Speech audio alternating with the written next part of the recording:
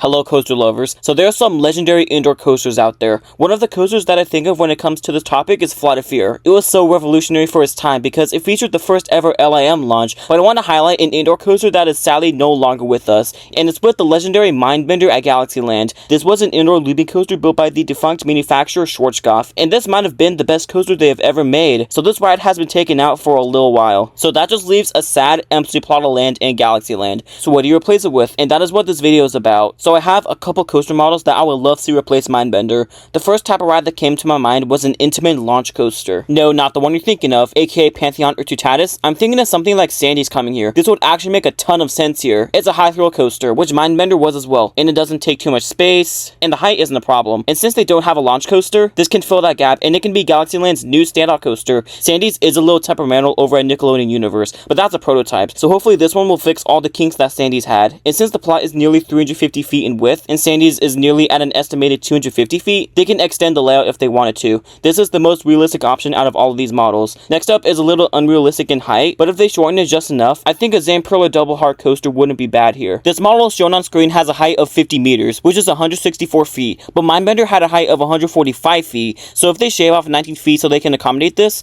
would not be a bad option. And just like the Intamin launch coaster, it doesn't take up too much space, and it can feature a turntable for capacity, and it has more inversions than the original Mindbender. This also makes a ton of sense here. They just need to add a turntable for capacity reasons and shave off 19 feet so they can fit it in, but I'm not so sure about the support structure, but I think they can accommodate that as well. This is probably the second or third most likely option, but next on the list would be pretty cool here as well, but it's gonna be a tight fit. It's a Gerstlauer Infinity coaster. I'm thinking of something like the Smiler going here. The Smiler is a very compact coaster, and it measures a little over 350 feet in width, so this is doable. But to be honest, this is the second most unlikely option, but I'm not saying it's completely out the question, but there are a few compact Infinity coasters that I can think of, such as Hang Time. That ride doesn't take up a huge plot, but it would be pretty cool seeing this here. And you can't forget to throw on a light package. That'll make the park even better looking at night. I love this idea, and we're gonna stick with Gerstlauer for the next two spots, but if they did want to go with an Infinity coaster, they could go with their Eurofighter model. We've seen many indoor Eurofighters pop up, such as SpongeBob and Nickelodeon Universe, TMNT Shellraiser at the other Nickelodeon Universe, and Predator at IMG Worlds of Adventure. And these type of rides are not too intense, they can fit in compact plots, and they're eye candy with their short trains. And this coaster model is very popular, and they could incorporate a launch just like Shellraiser, or they could go the direction of SpongeBob or Predator where they have a lift hill and a compact but feisty layout. That's probably the more realistic option, but I love this idea. But if they didn't want to build a thrill coaster, my eyes are set towards a Gerstlauer family coaster, which is the next model. This is the least thrilling coaster model on this list, and I'm thinking of something similar to the family coaster at Land of Legends or the one over at Belantis in Germany,